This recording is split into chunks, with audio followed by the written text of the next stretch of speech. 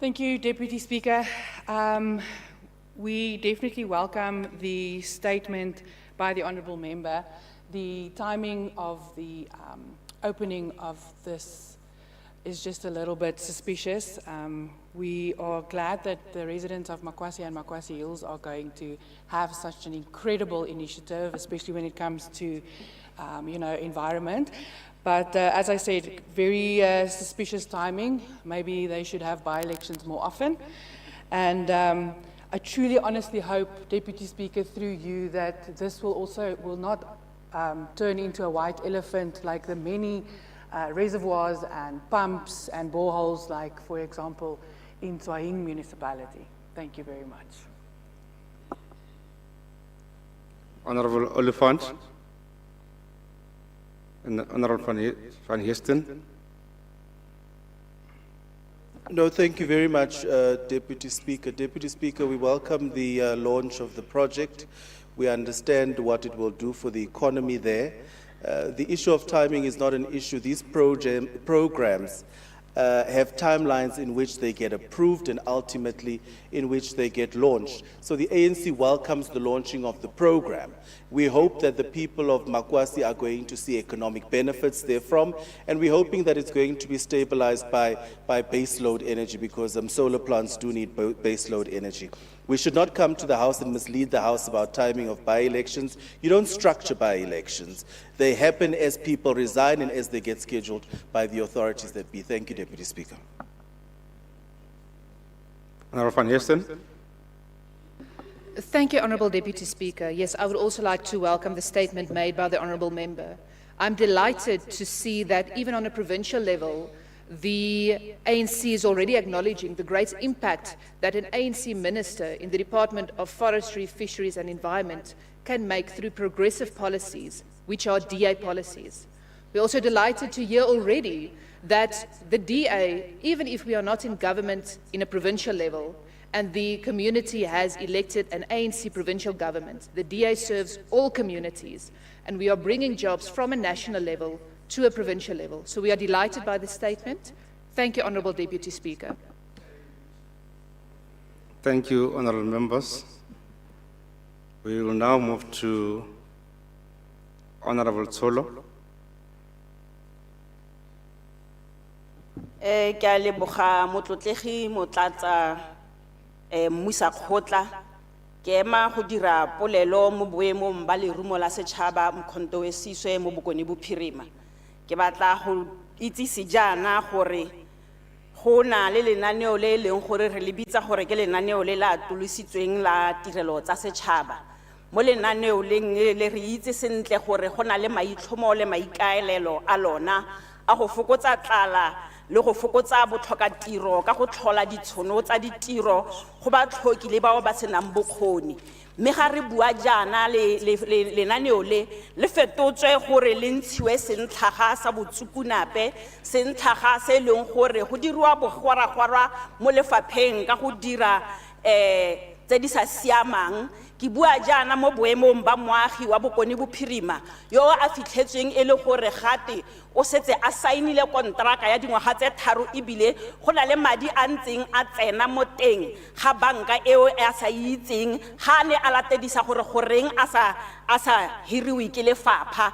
Ke ne ke batla go ema jaana gore Mokhuduthamaga a leke go tsenya leitlho le le ntšhotšho gore nakedi e nkgang e le mo teng ga lefapha monkgo wa teng kgone gore o ntshiwe ga go kgonagala go bolaiwe nakedi e ka sebele sa yone. Motlotlegi mmuisa kgotla lenaneo le mmuisa kgotla ga re kitla re be re itumela gore batho ba rona ba o rantshonyana ba tle go bogisiwa ke ba e leng gore ba tshwanetse gore ba direle setšhaba sa rona ka botswapelo, bone ba tsaya madi ba itirela jaaka ga ba rata. Re rata gore motho wa rona o ga nkitla ke ntsha leina la gagwe, mme Mokhuduthamaga o tla mo itse gore go na le batho ba le bantsi go feta o ke motho wa mme yo e leng gore o tshwanetse gore a bone gore o fepa jang bana ba gagwe, mme go na le motho wa mo amogelang madi ga ba ntse ba dira dikopotiro jaana ba tsaya dintlha tsa bone tse ba dula kae ke bomang be ba di dirisa go ituela ka botsukunape le go dirisa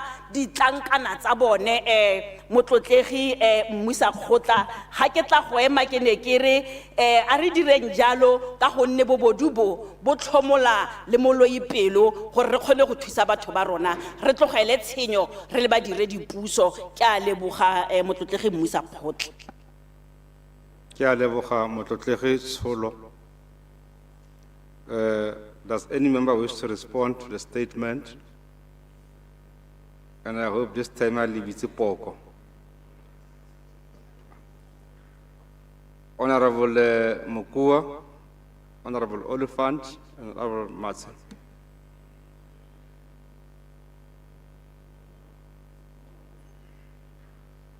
No, thank you very much, Deputy Speaker. Honorable Mukua, may you please move to your allocated seat? Okay.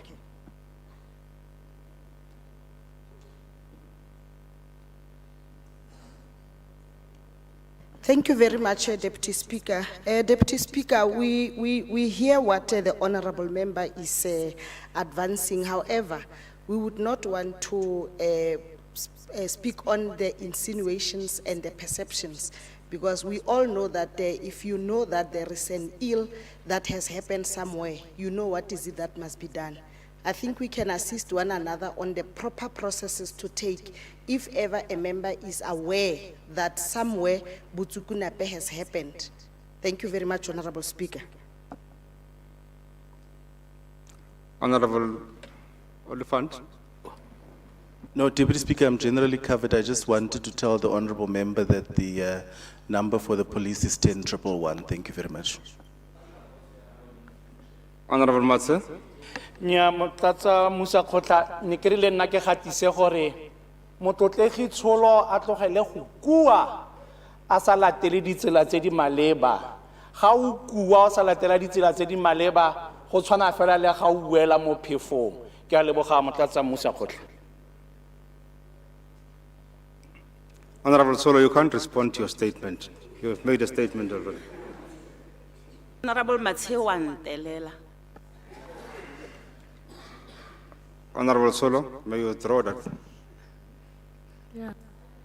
Can you rise and withdraw that statement? Motlotlegi mmuisa kgotla. Can you withdraw that statement, Honorable Tsholo? Motlotlegi mmuisa kgotla le ganka le gogela morago le foko ga le boe go boa monwana. Ke ne ke ra gone gore a re simolleng gore re itse gore le rona re itse ditsela tse di maleba re di lateletse ke sone se ne re ema fa gore go latelelwe gore ka gore wa go dira e seno a le nosi ka go leboga motlotlesi le ganka le gogela kwa morago ga le boe go boa monwana. May you please take your seat, Honorable Tsholo? I said you must rise and withdraw.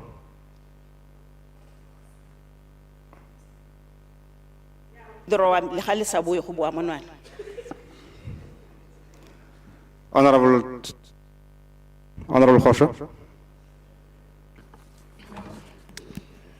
Deputy Speaker, I rise on behalf of the African National Congress to table a statement noting progress registered at the stalemate in going Operation Valam Koti and rescue operations that are currently in progress at the abandoned Stelfontein mine shaft.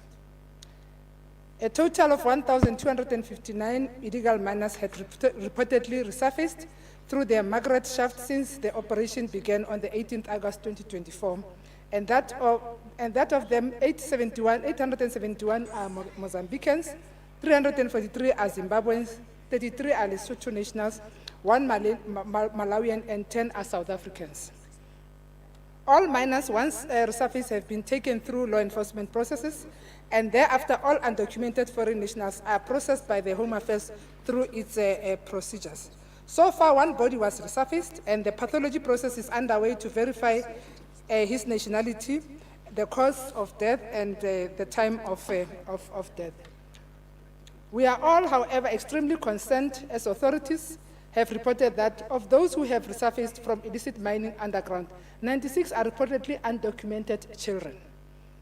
While the entire criminal operation does not observe any law or human rights enshrined in the Constitution Section 43, subsection 1 of the Basic Conditions of Employment Act 75 from 1997, as amended, provides that no person may employ a child under the age of 15 or under the minimum school leaving age if this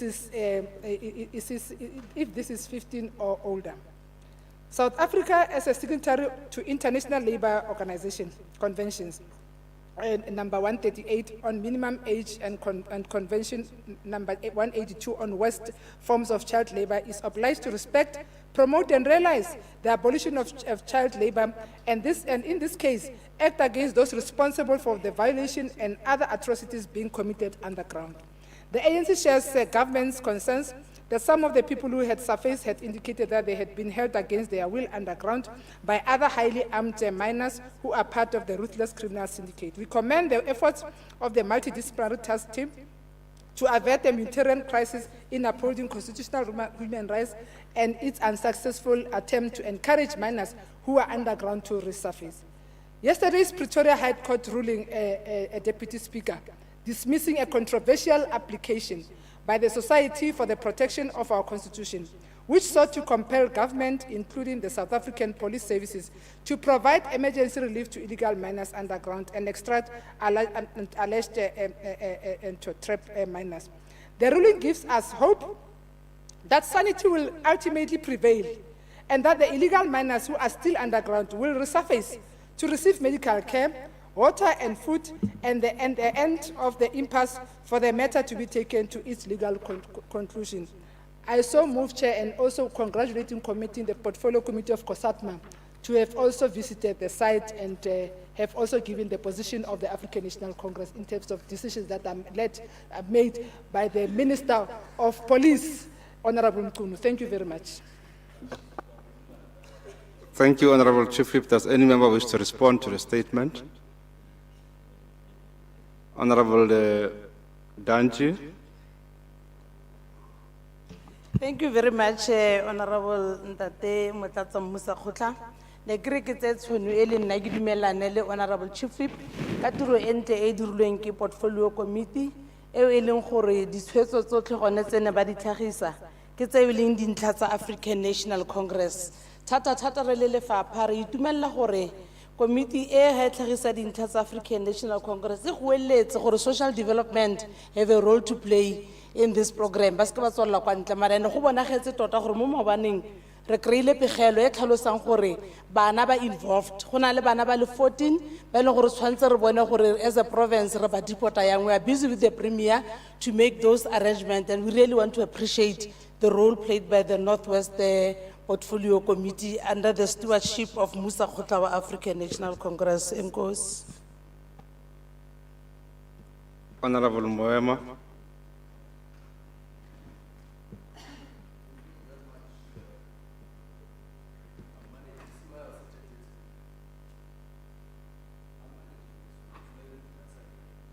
Yes.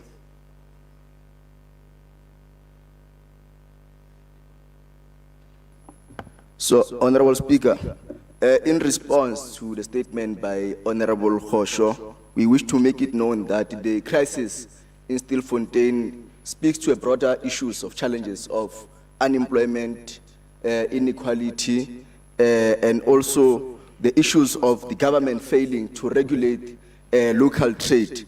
But secondly, speaks to the issue of state incapacity. We long spoke of state capacity that SAPS, SANDF, they must develop a state capacity. Currently, the situation is that even SAPS itself, they do not want to take any chances of going underground. However, they've declared that area a crime scene. So if that area is a crime scene, who must then go there and make sure that apprehension happens underground? Seated here, people might die at any point because those people underground, they are holding explosive. We are seated with a state that does not have capacity to can go to the last point of dealing with this matter thoroughly. But most crucially, we must not behave as if we do not know what the African National Congress is standing for when it comes to this matter.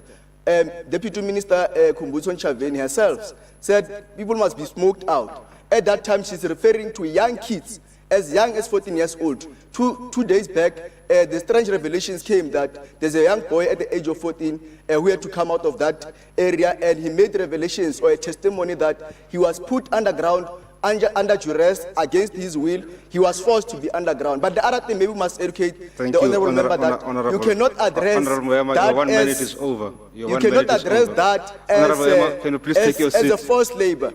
Labor is defined Honorable differently by Moema, the Labor can you Relations please take your Act, seat? Your not 1 minute is just over. as some strict definition Your- of what your- a child your 1 leader minute is. is That is over. pure criminality. Your 1 minute is over, Honorable Moema. Honorable members, can you please respect the presiding officer? And can you please read the rules? And honorable members, the rule I've outlined earlier on, Rule 130. So if your 1 minute is over, it's over. Honorable Emma.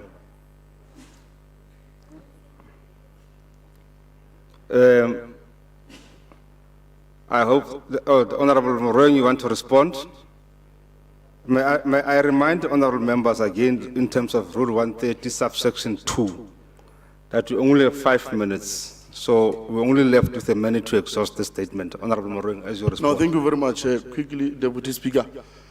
We cannot attribute the issue of unemployment to what is transpiring in Stelfontein, because out of the total number of the people that have resurfaced, it's only 10 South Order, Africans. Speaker. And from where we're seated, Order, the number yes. might not necessarily. Honorable Moran, there's an order.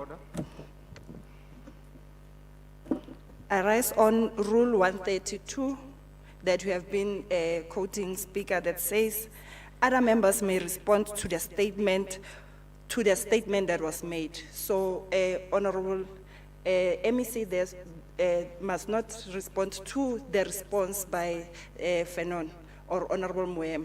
He must respond to the initial statement. Thank you. Honorable Moran, may you please respond to the statement, not to Honorable Fenon.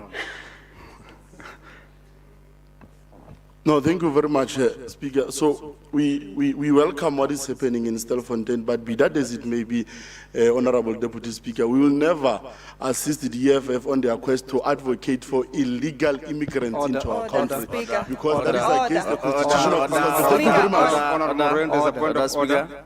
Honorable Babuile. I think it is, the order is in line with Rule 130. The MEC is responding to the EFF.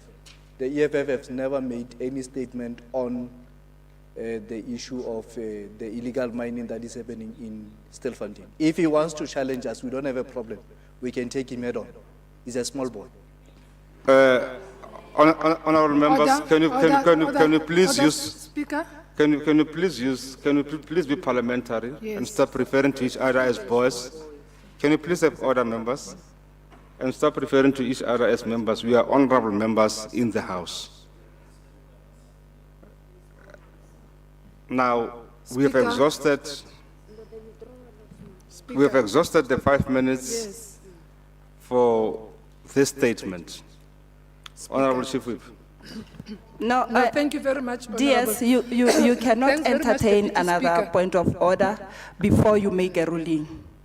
You cannot. You must first make a ruling on the first point of order and then entertain the point of order raised by the whip. So the whip is out of order. Honorable Bokhatsu. Honorable Bokhatsu. Honorable Chief Whip, may you please take your seat. Honorable Bokhatsu. If you want to speak, may you please raise your hand. You may rise and say what you want to say. Thank you very much, DS. Rule 74, subsection 8, it says no member may rise on a point of order again on a similar point of order.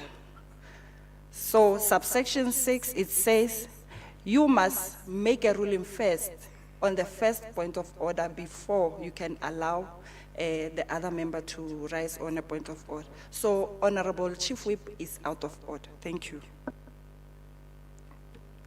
Thank you, Honorable Bokhatsu.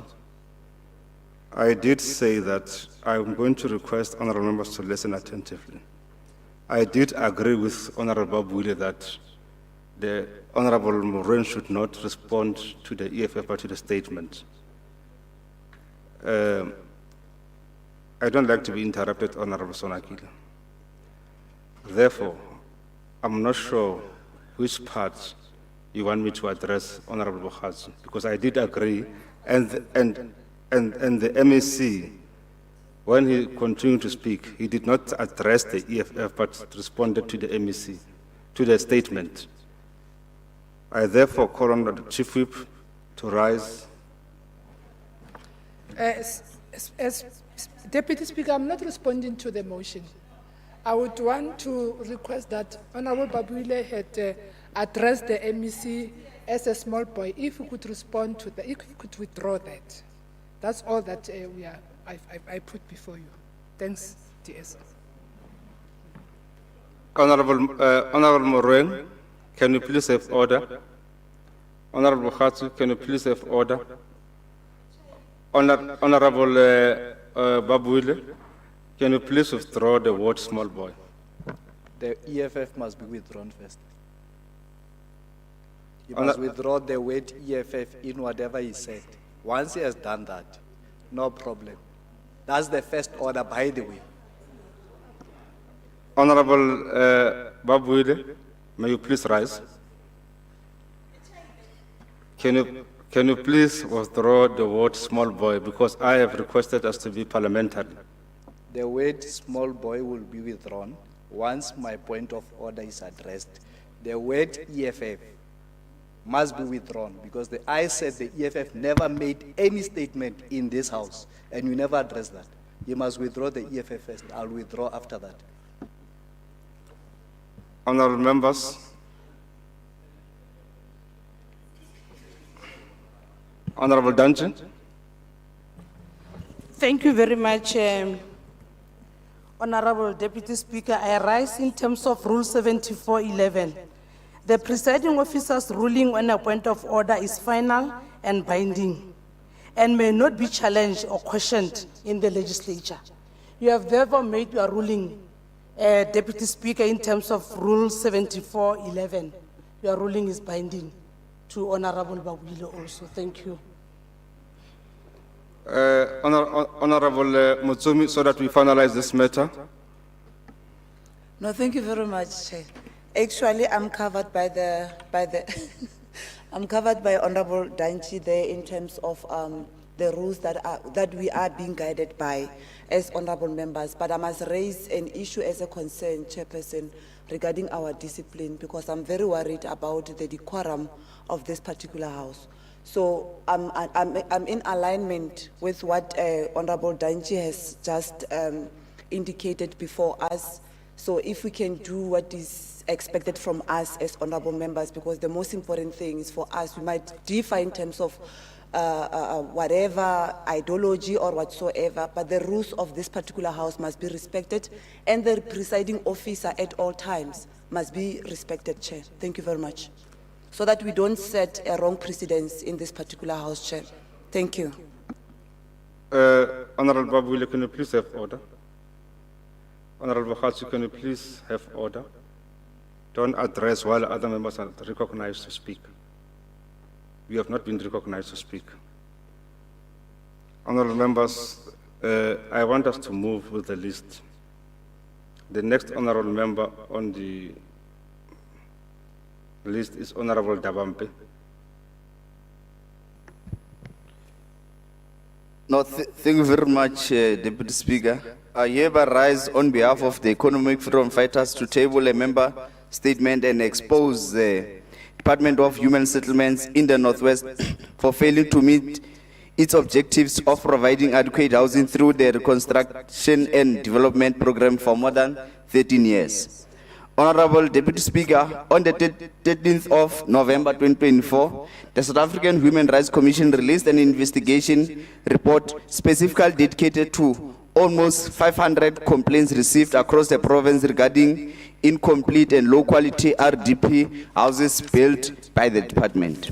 The report also refers to the actions and lies of the department, which has caused the ongoing delay in the construction and finalization of housing projects. In short, the department failed to adhere to section 21, subsection 1 of the Constitution as outlined by the reports by the Human Rights Commission. Some of the complaints from the people of Ukonubupirima include houses not being built past the foundation phase, while others are said not to meet the prescribed standards and have cracked walls and leaks, which are all as a result of poor financial management and unnecessary cost inflations with the aim of receiving kickbacks and irregular appointment of tenders in the department over the years. Deputy Speaker, in 2022, the department spent hundreds of thousands of rands at a strategic retreat session in Rustenburg, and it said it would be fast-tracking the delivery of houses to the people of Ukonubupirima, and that it had introduced over 30 contractors in different municipalities who would start on new housing projects and unblock the blocked projects. Those 30 contractors must have been invincible because they were never seen nor heard of in municipalities. During the same period, the department stated that it had the ball rolling on the development of Bukamoso project in Bujanala, where it was ready to start building 4,000 fully serviced units. This is something that has not materialized to date. In March 2023, the housing backlog of Ukonubupirima was 318,605. DS, as the economic freedom fighters, we plead with the Department of Human Settlement and its MEC to turn away from its criminal mindset of wanting to personally benefit from the construction of housing projects first before saving the people of Ukonubupirima. This is the underlying issue faced by the department that has caused both the delays and the building of low-quality houses. We further appeal to the department to take necessary steps to review the RDP policy on the type of houses being built and ensure that the standard is amended to spacious 3-bedroom houses of quality with proper water, sanitation, and electricity in residential areas where adequate storm water drainage system have been installed. It can no longer be deemed acceptable for our people to be stripped of their dignity by self-serving criminals occupying positions of government. Thank you very much. Thank you, Honorable Devampe. Does any member wish to respond to the statement? Honorable Sonakile. It really takes time for you to recognize me, but it's fine. Honorable Deputy Speaker, I wish to welcome the statement and the report by the Human Rights Commission. I think the message that that report is giving us is that the Northwest Department of Human Settlement has failed to deliver quality housing to beneficiaries in violation of Section 26 of the Constitution. And it should be noted that the DA was also a complainant in the matter. The report exposed a lot of misconduct, including flouting of supply chain management regulation, poor project management, ineffective performance monitoring, and the likes done by the Department of Human Settlements. I've said it before that the ANC nyaditse baagi ba Northwest and I see DA this time e re nyalo ke Human Rights Commission, so ba ka nna ba ya ba lo lwana le Human Rights Commission. Thank you. Thank you, honorable members. We will now take Honorable Olon.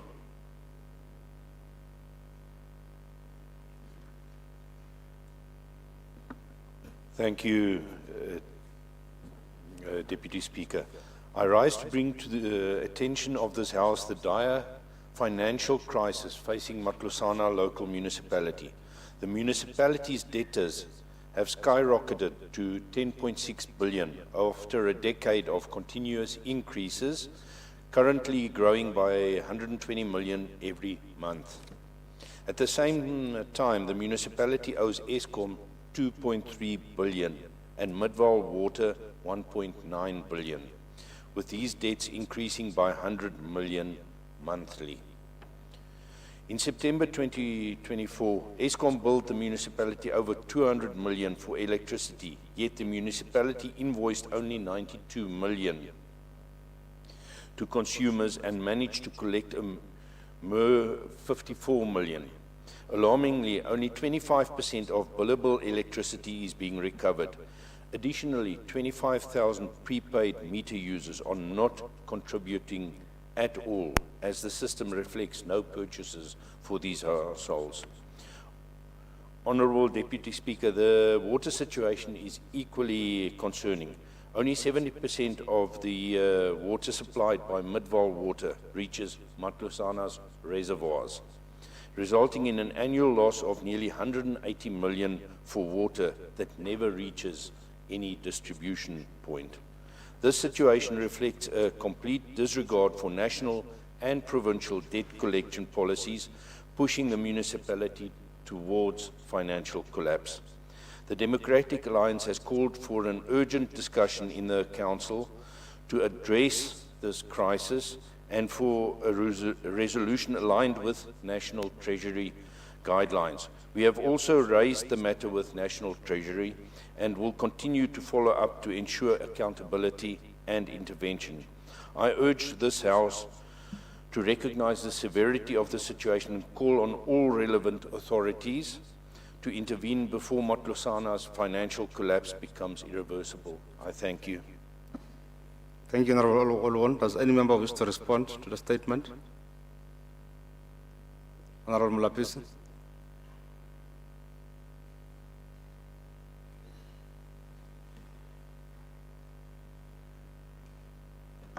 Thank you very much, Honourable Deputy Speaker.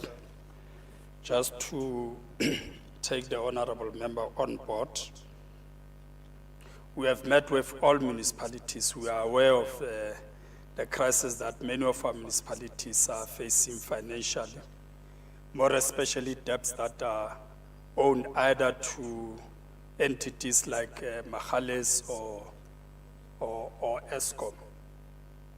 We have convened a meeting and put in place plans to ensure that there is a plan for all municipalities to pay their debt, including government entities, whether it's department or state-organ entities, also to pay what they owe to the municipalities. So we are on course, Honourable Deputy Speaker. We are aware of the challenges, and those challenges have been addressed. Thank you very much. Thank you, Honourable Mulapisi. Honourable Groenewald.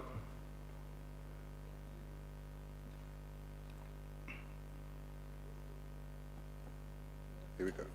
Thank you, Deputy Speaker. Deputy Speaker, one of the ANC members earlier in the House said that we must be honest with one another. And I think, let's speak power to truth. Matlosana's dire situation is because they are stealing the money within the council. They're draining the municipal finances through corruption and fraud. That is the point that must be addressed as well. Thank you, Honourable Groenewald. Honourable Mangope. Ke a kukunelwa fo ke leng teng fa Mosakgotla. Ke kukunelwa ke gore ga se Matlosana fela tota masepala o nang le bothata. Mme ke lebogela re motlotlegi Molapisi a re go na le di-plans. Yaanong di-plans ba gaetsho di siame. Go siame go nna le di-plans. Mme gantsi di-plans tse re nang natso ga di dire. Bogolo jang ko dimmasepaleng ba gaetsho. A re lebeng so se re se lebe fela re ke sa re ke tswa kae ke mang. Batho ba rona ba sotlega ko dimmasepaleng. Di-plane gone di buiwa gore di teng. Yaanong ke lebogela gore di teng motlotlegi Molapisi. Di teng a di dire go nne le tokafalo ya matshelo a batho ba rona mo dimmasepaleng. Ke a leboga. Ke lebogela kokonelo ya gago motlotlegi Mangope. Motlotlegi Oliphant o tla latelwa ke motlotlegi Madoda Sambatha ba re tswalela yaanong ka metsotso e metlhano setse re fetile. No, thank you very much, Deputy Speaker.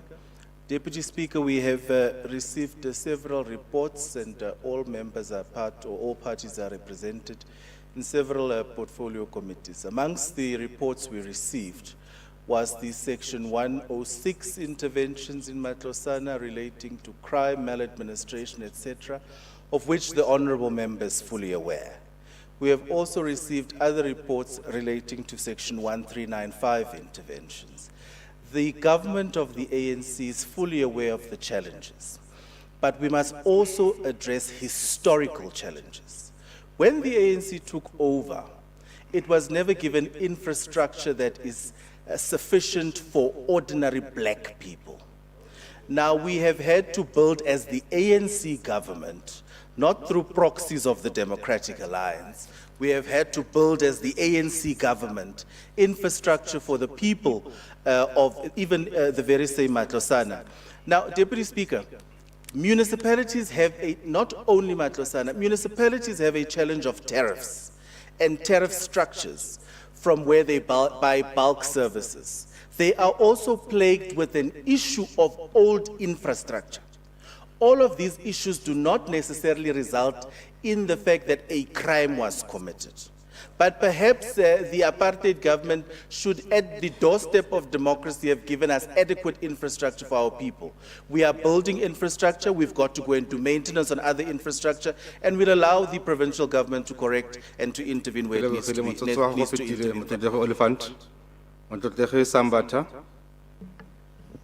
Unless the intention is gubelism.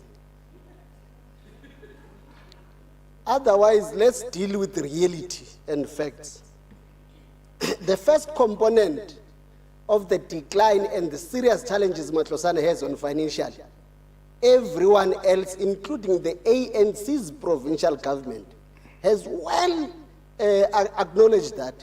And there's a program that is being attended to by the appointment of the administrators, by the provincial government to be assigned in Matlosana to assist the municipality. What then happened on the gap between the provincial intervention and councillors, we had to then, as an ANC government, to amend the instructions so that councillors themselves don't run away from the responsibility of intervention. The second one, on the corruption, which is raised correctly, unless if it was not attended to in Matlosana, and Matlosana municipality is the highest municipality in the province where law enforcement agencies are involved in individuals involved in corruptions. We can't then make that as if there's no attention to all the two issues that have been raised. Thank you, Honorable Sambat. Honorable Khatsu, I am the presiding officer. May we then proceed to call on Honorable Moema. Thank you very much. Honorable Dial. Honorable Deputy Speaker, I rise on behalf of the ANC to table a statement welcoming government work to address a concern caused by the rise of unregistered spaza shops in which foodborne diseases have been born and have caused havoc in our communities. These incidents have caused unnecessary suffering and loss of lives in our communities. The ANC continue to extend its deepest condolences to the families of the affected people and assure South Africans of its unwavering commitment to protect the public health and the well-being of all the citizens. We commend the government for its encouraging responses to this call, including the prioritization of registration and regulation of spaza shops. These efforts reflect a commitment to safeguard public health, addressing food safety concerns, and ensuring that all businesses operate within the framework of the law and benefit of our communities. The ANC welcome a range of measures introduced by the President of the Republic of South Africa, President Ramaphosa, to address these critical issues. These measures include stricter controls on the use of pesticides in food production and storage. They also aim to support small businesses by providing grants to stimulate the local economic growth and create jobs and uplift our communities. The ANC calls on communities to support these measures by refraining from activities that undermine their implementation. This includes avoiding practices such as facilitated marriages of conveniences for undocumented immigrants to acquire citizenships. Such actions are not only illegal but also undermine the integrity of our laws and will be met with appropriate legal consequences. The ANC encourages communities and small businesses to work closely with municipalities, health authorities, law enforcement agencies, and government departments to achieve this objective set out by the President. Together, we can create safer and healthier environments for our people whilst fostering sustainable economic opportunities. In line with our job plan, the ANC remains committed to investing in our people and building inclusive economy and putting South Africa to work. These interventions reflect our dedication to building a better communities and defending our democracy and advancing a freedom for our people. We urge all South Africans to demonstrate discipline, vigilance, and active participation in ensuring the successful implementation of these processes. Let us all work together to reclaim and improve our communities in a lawful and responsible manner, upholding the values of our democracy and a vision of united and democratic and prosperous nation. I thank you very much, Deputy Speaker. Thank you. Yabulela. Mhlonishwa Dial. Is there any member to respond? Honorable Wema.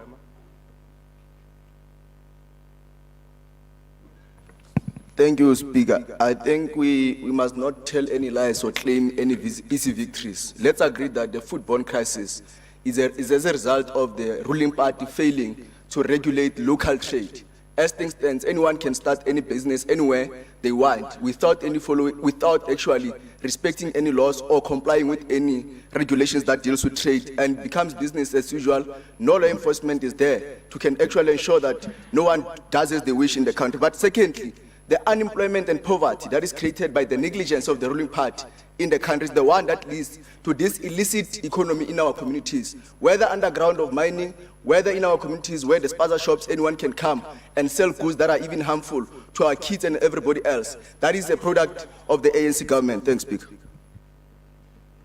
Thank you. Honorable Mulapisi.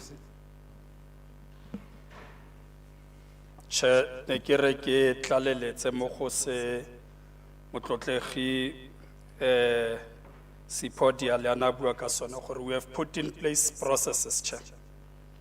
And there is no need for us to stand and criticize for the sake of criticizing without acknowledging the initiatives that have been taken and been implemented. Chair, what we are doing is the first phase was to develop the standard draft bylaws, which have been adopted by all the municipalities.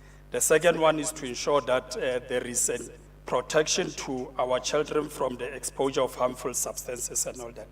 The third one, Chair, if after following all these other issues, will be the implementation of the joint operation and intelligence structures at the provincial level.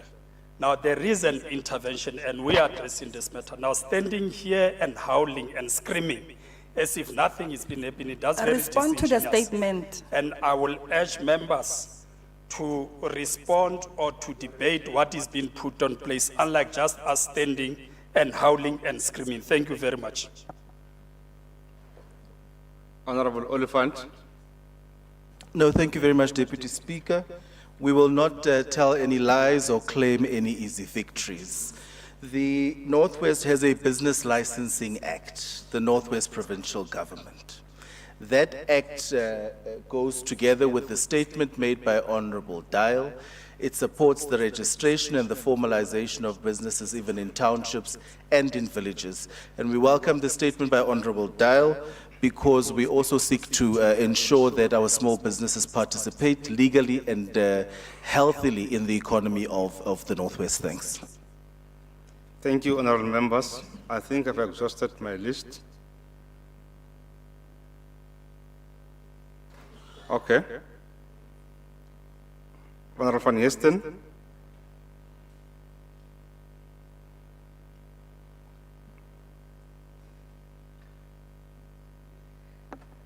Thank you, Honourable Deputy Speaker.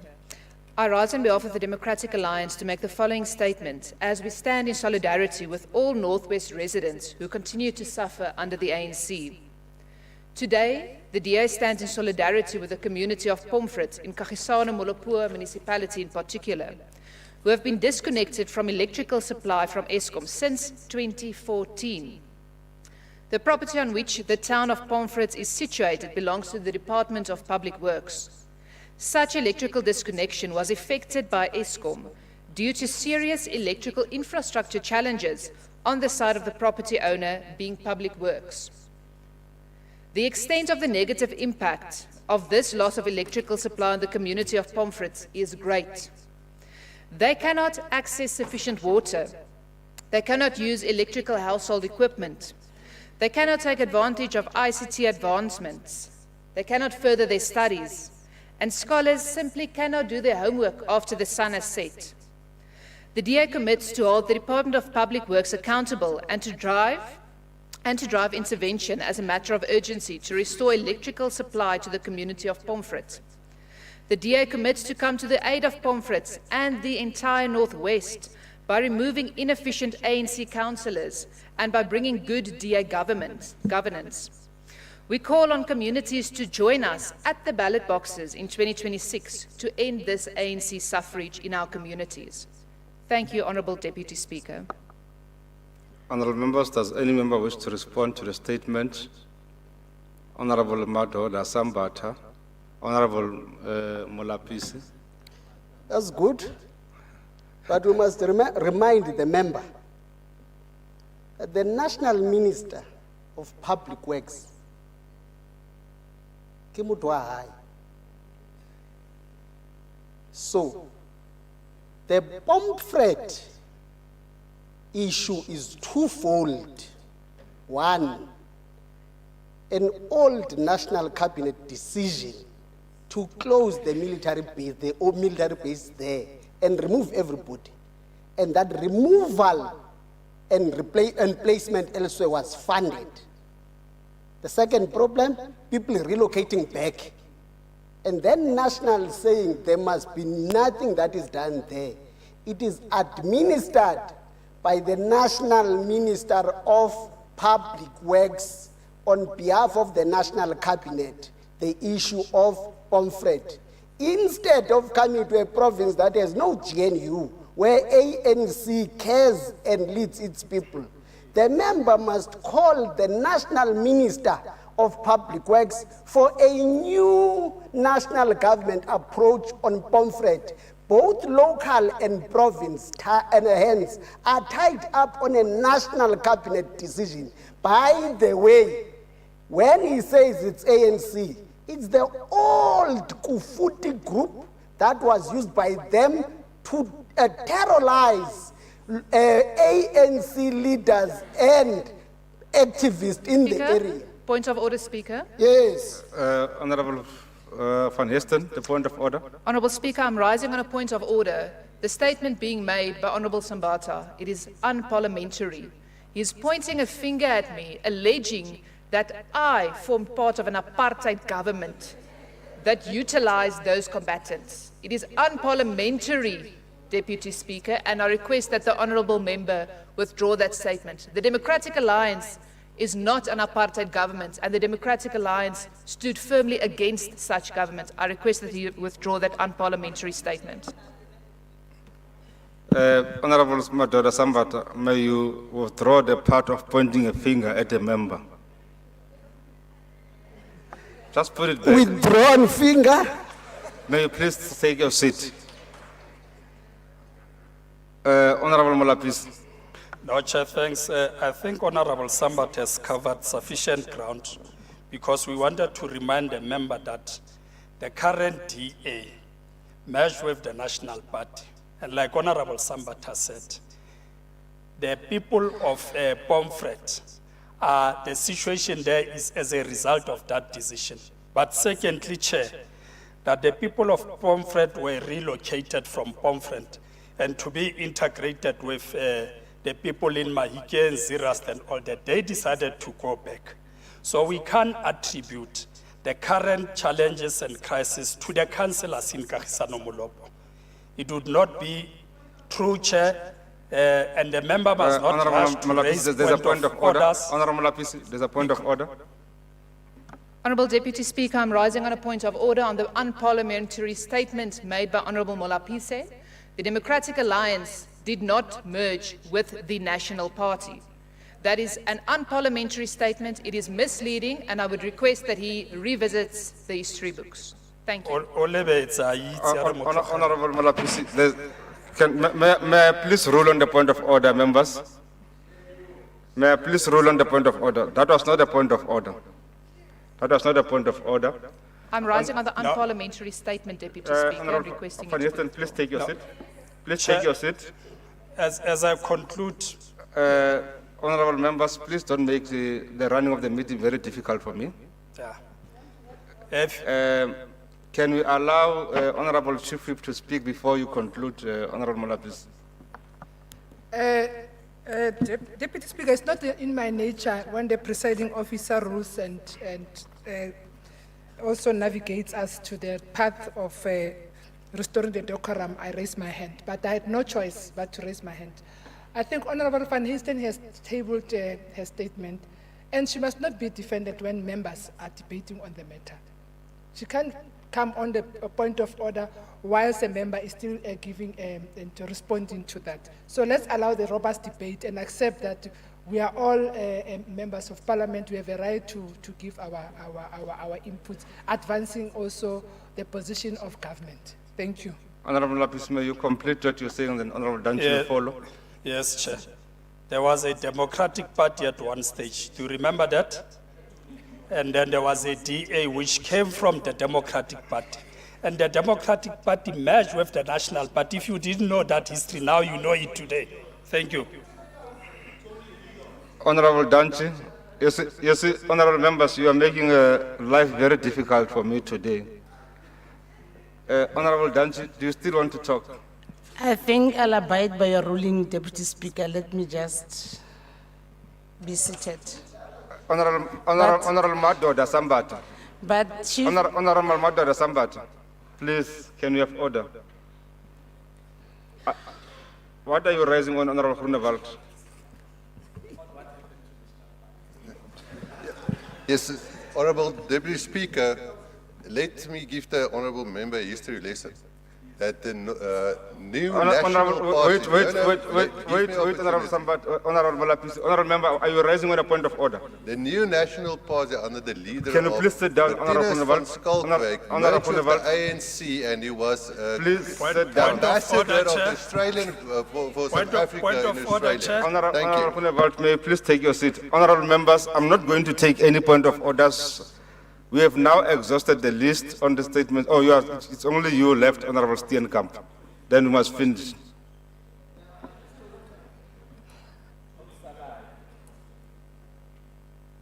Thank you, Deputy Speaker. I rise on behalf of the DA to convey the outrage of residents in the Tswaying municipality, including those in wards across Ottosdal, Letsopa, Dallareyville, Sannieshof, Achisanang, Mofofotsu, Atimalang, Ganalaagte, Kopela, Frisgewaagd, and Kunwana. Residents are demanding immediate action to address the water crisis caused by the Nakamudiri Mulema District Municipality's failure to maintain boreholes. Despite receiving 159 million rand from National Treasury this financial year, the municipality has failed to ensure functional boreholes, leaving many residents without reliable access to water. In Dallareyville, only 4 out of 20 boreholes are operational, and even these face frequent pipeline bursts, especially on the R507, disrupting water supply multiple times per week. Ottosdal has 34 boreholes, which 19 of them are non-functional. Sannieshof has 13 boreholes, but 8 are not working, and now, out of the 5 that are working, 2 have been closed due to E. coli contamination. In Ganalaagte and Kopela, none of the 5 and 10 boreholes, respectively, are operational. Meanwhile, critical projects in these areas have stalled indefinitely. This ongoing failure forces residents to carry water buckets as dry taps leave households and businesses struggling daily. The silence from Twaying's leadership, including the municipal manager and mayor, increases frustrations. Despite receiving photo and video evidence of the crisis, the municipal manager remains oblivious to the fact that Dallaraival residents had been without water for days. The DA supports the residents' petition calling for urgent repairs to all boreholes before the festive season begins.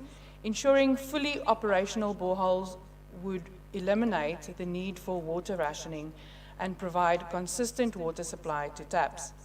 The DA has escalated the matter by supporting the residents in bringing their concerns and demands to the Nakamoderi Mulema District Municipality as well as Twaying Municipality. And yesterday morning, the petition was also handed over to the Deputy Minister of Water and Sanitation, Selo Seklolo, before a full day of oversight to all the boreholes in Twaying. When what was discovered is that the mayor and officials can't even answer basic questions such as how much water are being pumped from Blesbok Pan on a daily basis, or what the capacity of any of their reservoirs are. We demand the residents' basic human rights are looked after and are confident that the Deputy Minister's swift and immediate intervention will bear fruit in the near future. Thank you.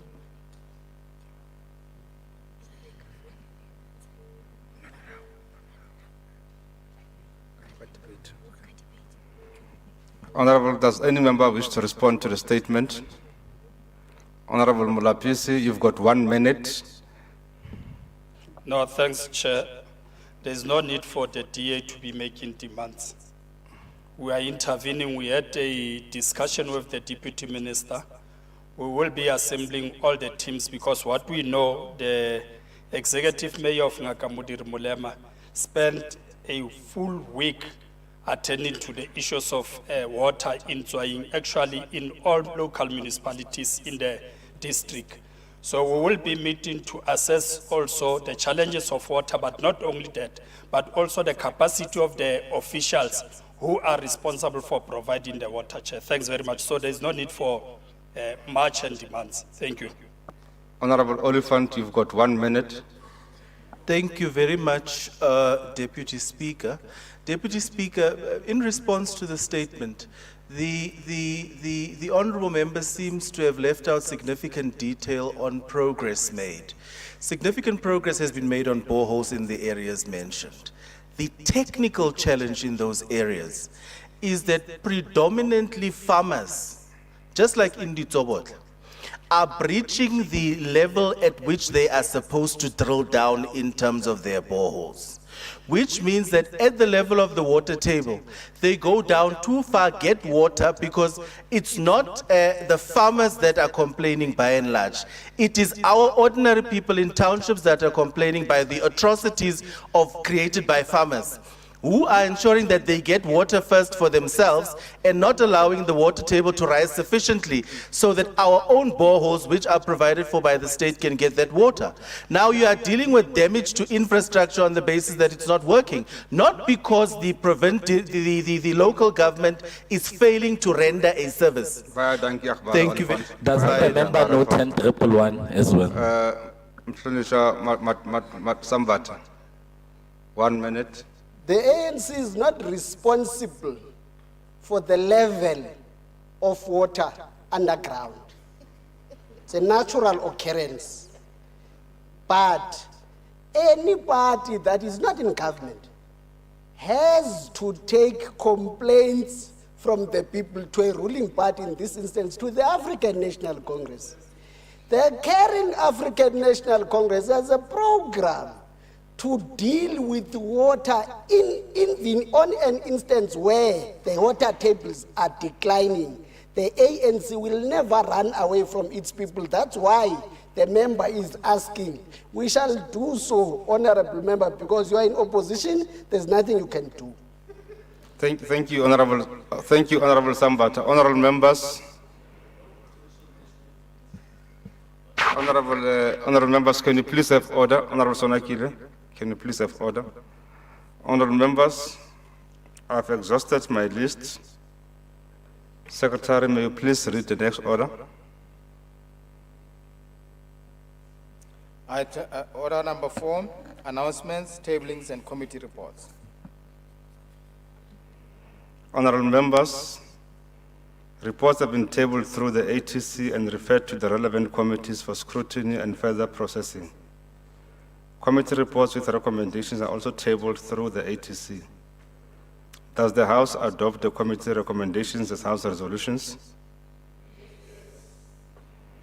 Thank you, honorable members. Committee recommendations are now adopted as House resolutions. Secretary, may you read the next order? Order number 5, proceedings on bills. 5.1, Older Persons Amendment Bill B11D of 2022, final mandate. 5.2, Northwest Appropriation Bill 2024, Northwest Adjustment Appropriation Bill 2024, introduction and first reading. Honorable members, the Select Committee has processed all the inputs from all the provinces and made few amendments on the bill, which has been tabled as a D version. Does the House concur that the final mandate be submitted to the NCOP in support of the Older Persons Amendment Bill B11D/2022?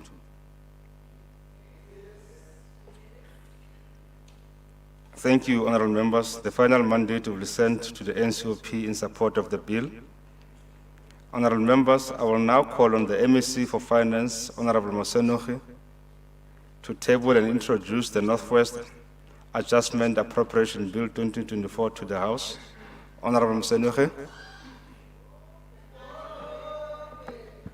Ke a leboga Motlatsa Musa Khotla and Tate Mokoni Maine Musa Khotla wa rona Sebonda Mohono tona kgolo ya rona ya Bokoni Bophirima Ntate Lazarus Mokgotsi maloko a komiti khuduthamaga ya puso Bokoni Bophirima maloko a kokwano theomolao ya Bokoni Bophirima executive mayors and mayors, MMCs responsible for finance in all municipalities across the province, the leadership of the African National Congress and its organ, including the membership of the African National Congress across the length and breadth of the province, Chairperson ya rona ya ntlo ya bogosi, bomme le bontate, batsamaisi ba rona ba ditheo tse di farologaneng tsa puso le boeteledipele kgotsa ditlhogo tsa mafapha farologaneng a rona a mafapha a rona province ya Bokoni Bophirima ba gaetsho ke a dumedisa. Honorable Speaker, we stand here before your August House during the month of November, which is very significant in history.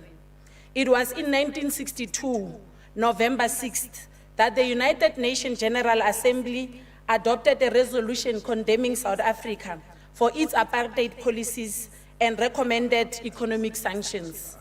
On this day, 26th of November 1963, Rivonia trial began.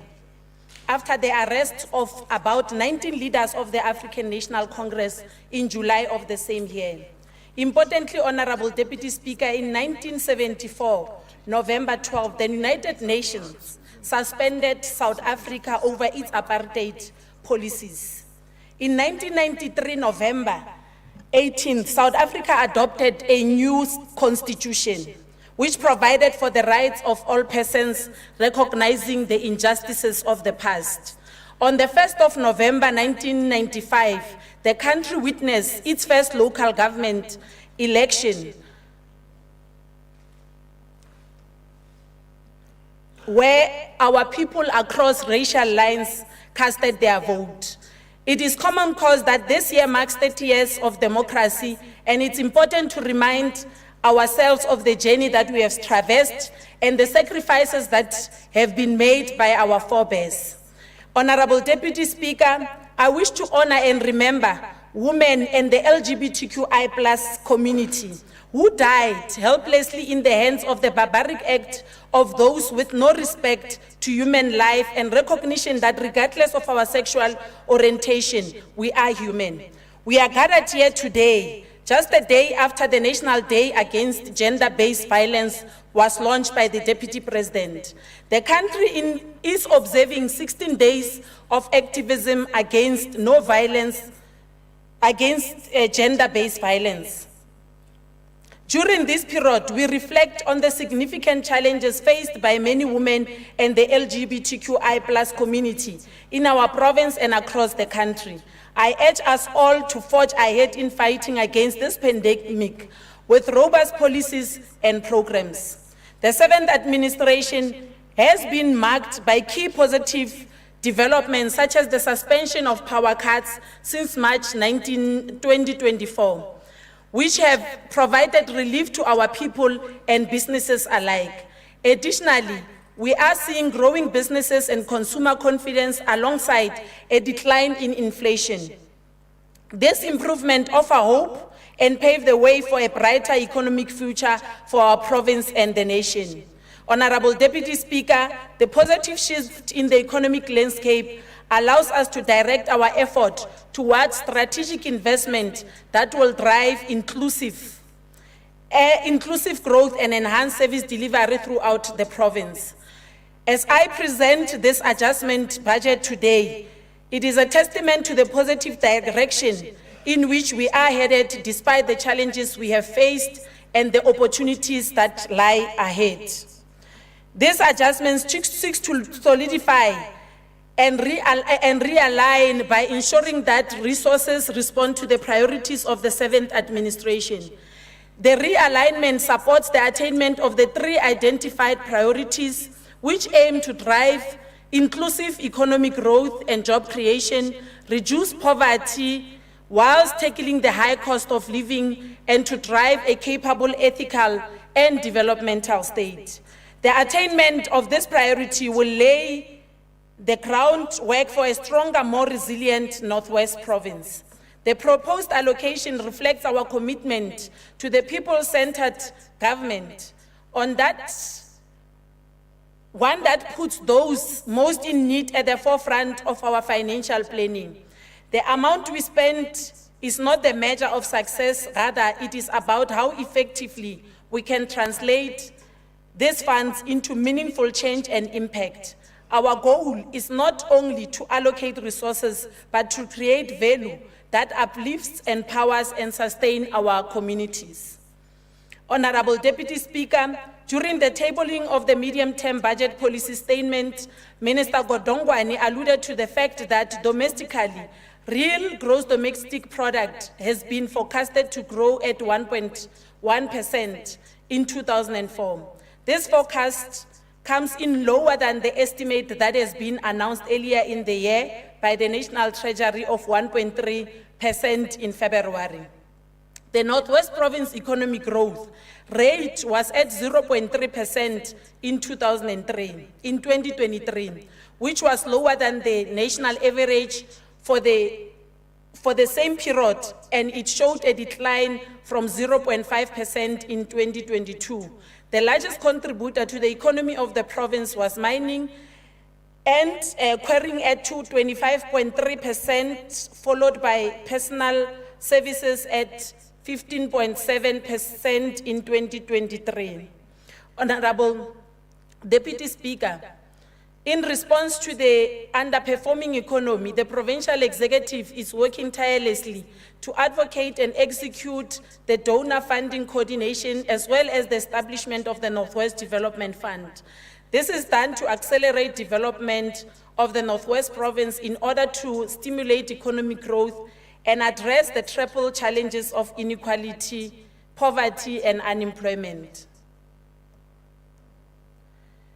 Honorable Deputy Speaker, the implementation of Section 154 of the Constitution has yielded positive results within 9 municipalities, which are Bojanala, Ngaka Modiri Molema, and Dr. Kenneth Kaunda District Municipality, Muretele, Rustenburg, Ratlo, Greater Taung, Mahikeng, and Mahikeng local municipality adopted funded budget in the 2024-2025 financial year.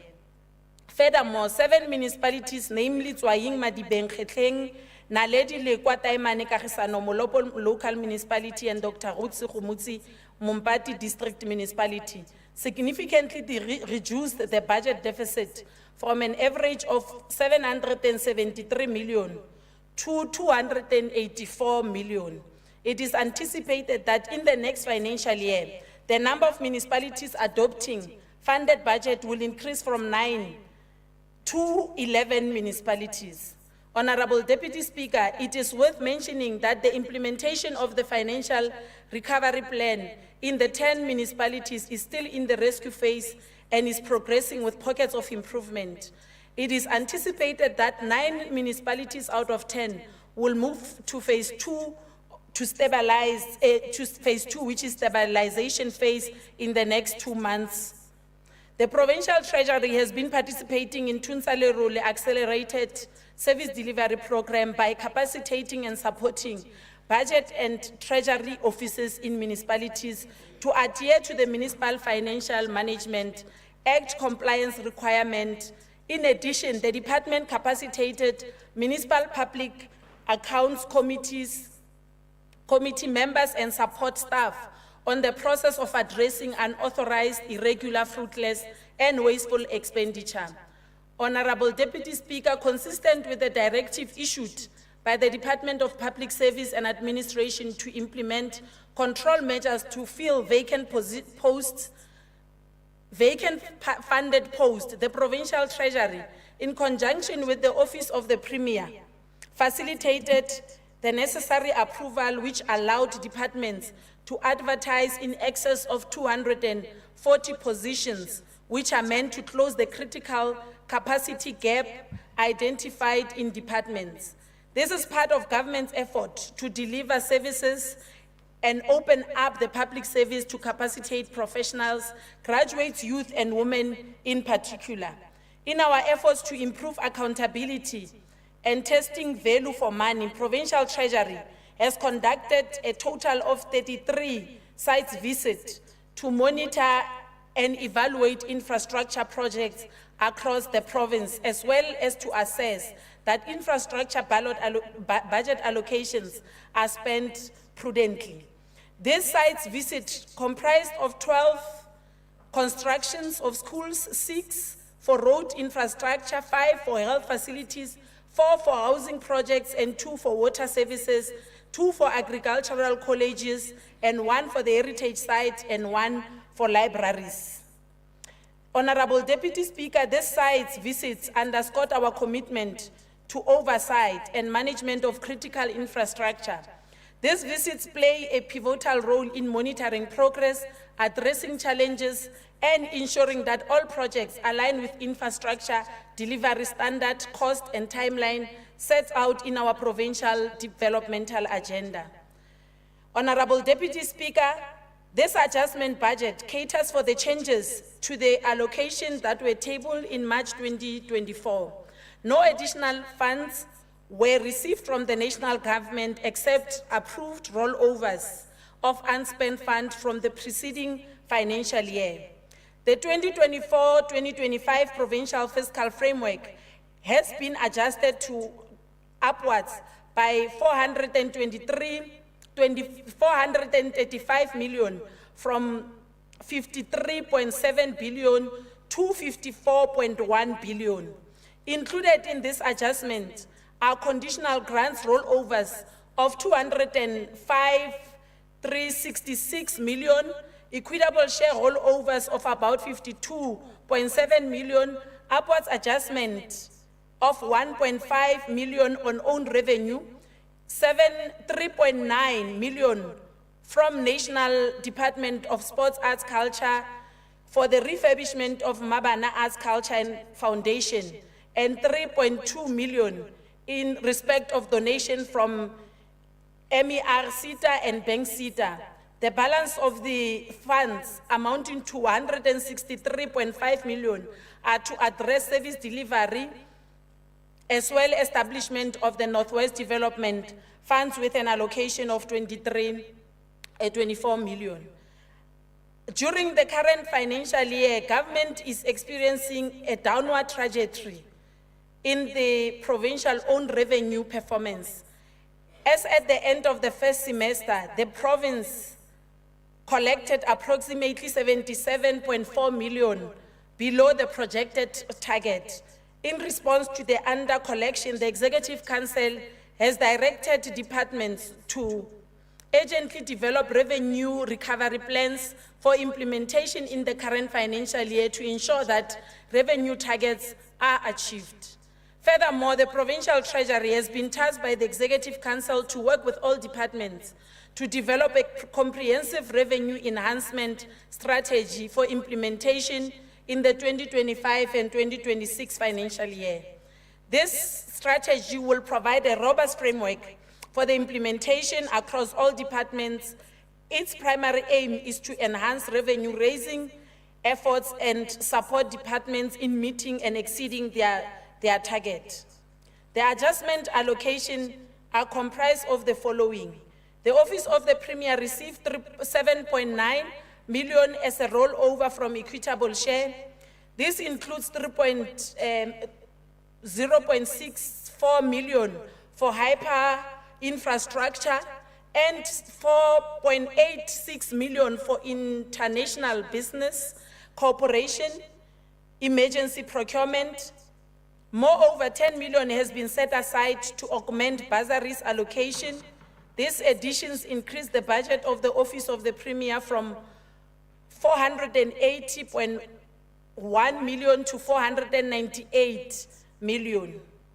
An amount of 10 million has been added to the Northwest Provincial Legislature for members' gratuity, and 5 million has been allocated from the legislature reserved to address their budget pressures. This brings the budget of the provincial legislature to 535.3 million.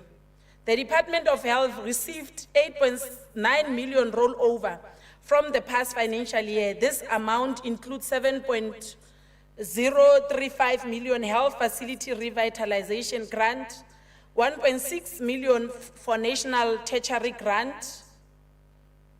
The budget of the Department of Health is therefore adjusted upwards from 16.5 billion to 16.53 billion.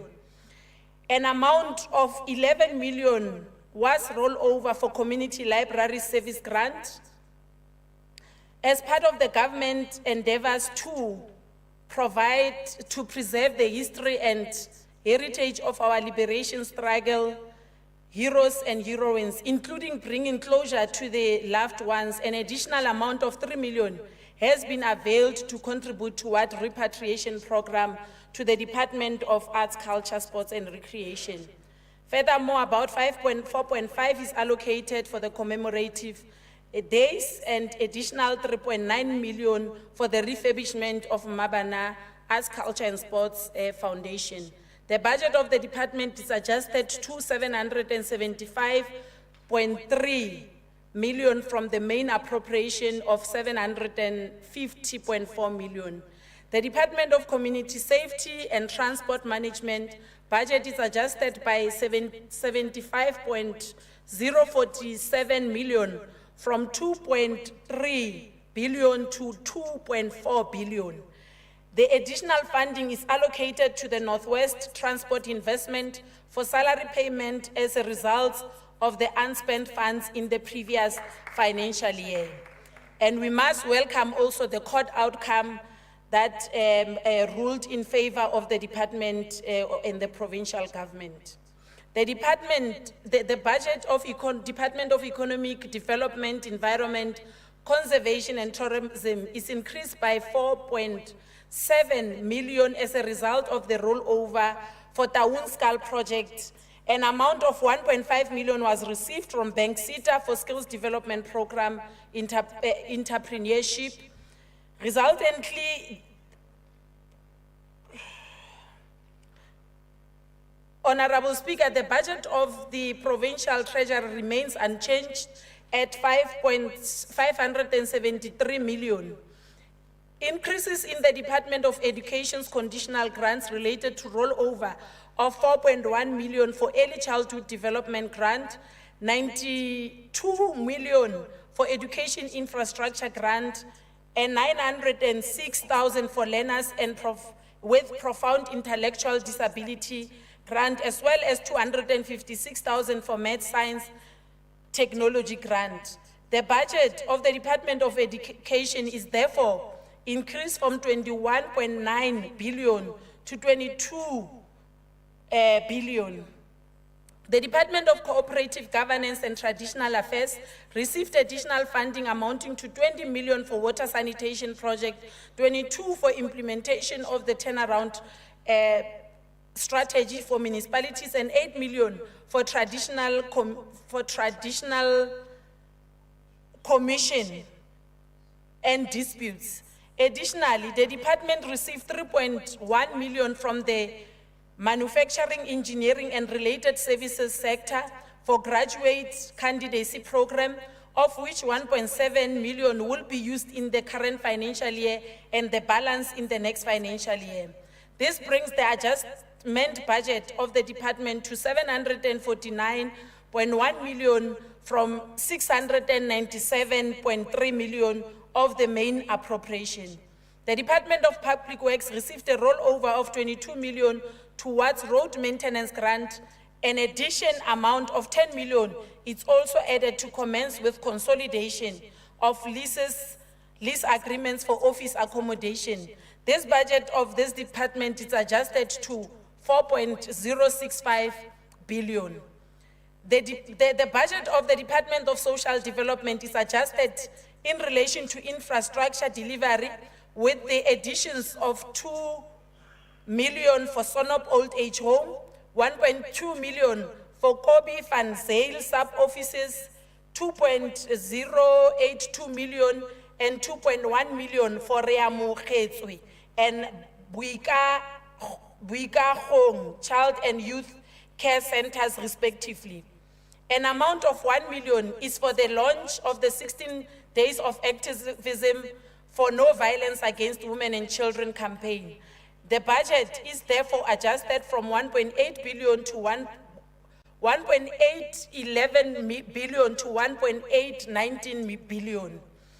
Honorable Speaker, the Department of Agriculture and Rural Development has 6.941 million rollover for comprehensive agricultural support program. An amount of 1.760 million was also rolled over from equitable share for Mokwasi Local Administration Office. The allocation of agriculture and rural development is revised upwards to 1.218 billion. The Department of Human Settlement rollover amounts to 52.899 million for informal settlement upgrading partnership grant. Moreover, 10 million has been set aside to address the shortfall on compensation of employees' budget, and these changes result in an increase to the departmental allocation of 1.894 billion. In conclusion, Honorable Speaker, through diligent management, we have positioned ourselves to increase investment in our critical priorities and pursue transformative policies. These policies do more than just address present needs. They set the stage for a future where every resident of the Northwest Province has the opportunity to prosper. Let me emphasize that the 2024-2025 adjustment budget are a demonstration of our commitment to addressing the needs of our people while investing in key priorities that will ensure sustainable growth and development. Through strategic allocations across various departments, government is responding to socio-economic challenges by improving service delivery and strengthening governance structures. Together, we will continue to work towards building an inclusive, resilient, and thriving Northwest Province. Honorable Deputy Speaker, having outlined the fiscal framework and allocation to the departments, please allow me to table the following documents which provide much more detail to what I have outlined: Adjusted Appropriation Bill 2024, Adjustment estimates of provincial revenue and expenditure, provincial economic revenue, review and outlook, as I thank you.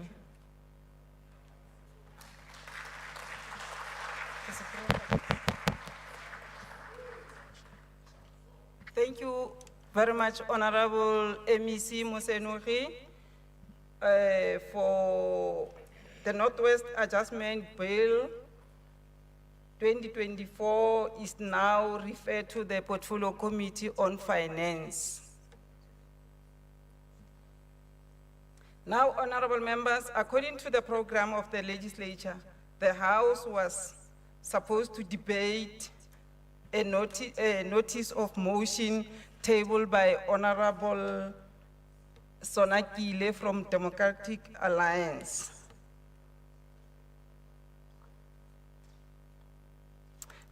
On the Northwest Transport Economy Holding on job losses. This motion has been since withdrawn, and we will therefore not be debate this motion, as Honorable has withdrawn the motion. Now, Honorable Member, I'll call the Secretary, please to read the next order. Order number 6, debate on 16 days of activism for no violence against women and children. Now I will start by calling Honorable MEC Basetsana Danji to lead the debate on 16 days activism.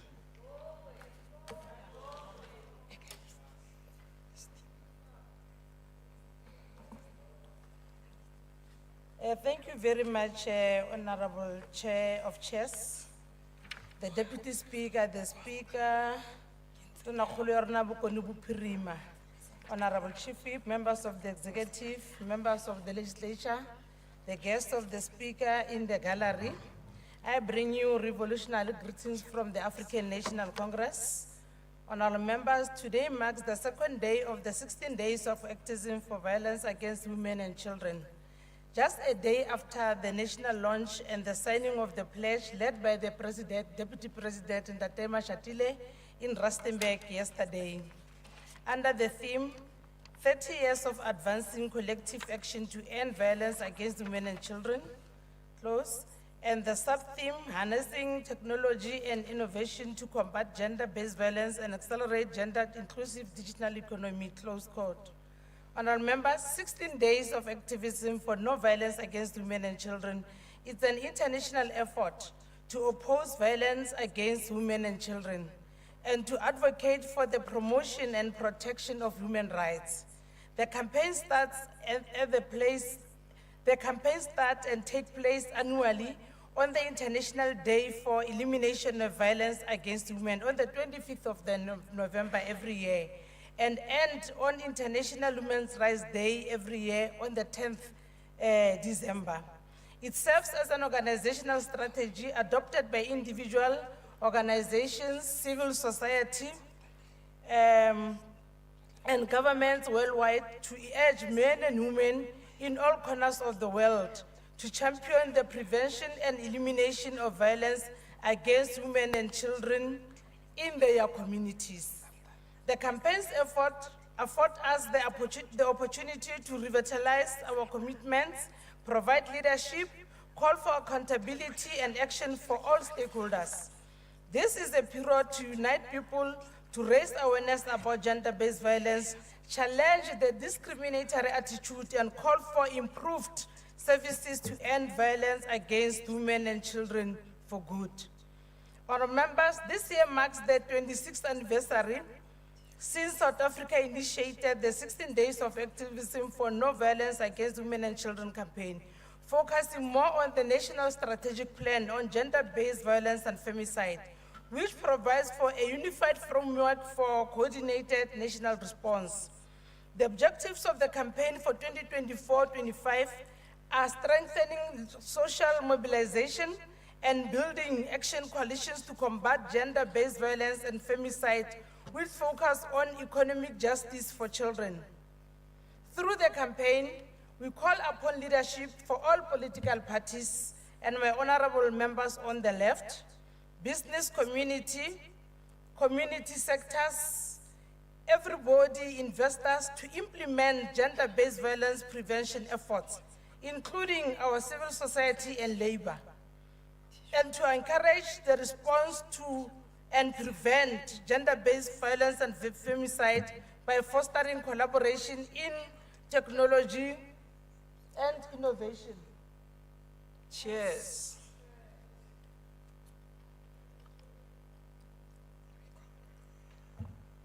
Thank you, honorable members. It is indeed important, honorable members, to know that through this campaign, government seeks to increase awareness and drive transformative change by reshaping social and economic norms, behavior, and value systems across various sectors of society. It is a call to all of us to stand up, empower our communities, particularly women, by fostering a collective understanding of gender-based violence as human rights violation. As we gear up to break the intergenerational cycle of violence against women and children, we do not leave anyone behind. We are in this thing together, honorable members, irrespective of any political affiliation. We are all affected either way. Honorable Chair of Chairs, violence against women and children is a scourge that leaves deep wounds on survivors, families and communities, as well as secondary survivors or indirect victims that include us in this house. It leaves serious emotional and social scars, too deep to heal, thus delaying the recovery and healing to the long distress, health complications, disability, and even sometimes it causes death to the victims. There is no doubt that gender-based violence is a criminal act, honorable members.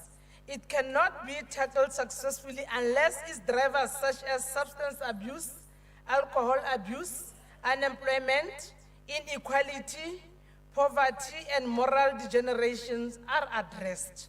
Integration is therefore key during these 16 days of activism campaign and even beyond, because violence against women and children has become an everyday thing. We might be talking about the 25th to the 10th December, but the reality is that we must do this campaign 365 days of the year.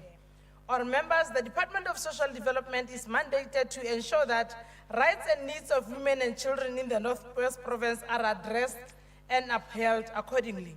In addressing some of the major challenges, we give particular focus on the implementation of 6 pillars of the National Strategic Plan on Gender-Based Violence 2020-30. The pillars that the Deputy President was talking to, and that was his main focus of the speech during the launch in Rustenburg yesterday. And all these 6 pillars, honorable members, is largely informed by the policies of the ruling party, the African National Congress. It must also be noted that the strides have been made to make a lasting impact to the lives of our people, but we fully agree that more still needs to be done. Pillar 1 talks to accountability, coordination, and leadership. In implementing this pillar, the department is participating in the Provincial Gender-Based Violence and Femicide Steering Committee chaired by the Office of the Premier. We have facilitated development of the Provincial 365 days response plan aligned to the National Strategic Plan. In further strengthening our work under this pillar, the department has appointed 10 social workers to focus on dealing with gender-based violence. And they are placed at Mahikeng, Ratlo, Kuseleka, one-stop centers, Lekwatemane, Matlosana, JB Max, Madibeng, and Rustenburg centers. Pillar 2 is prevention and rebuilding social cohesion. In responding to this call, the department, through its community outreach program, has reached 29,438 people in the first 2 quarters of this financial year through programs like door-to-door, community dialogues, engagement with LGBTQ plus communities, even everyday zeros programs. We are targeting those programs that include child development centers, primary schools, information sharing, awareness creation, and Orange Day campaign, which take place on the 25th of each and every month.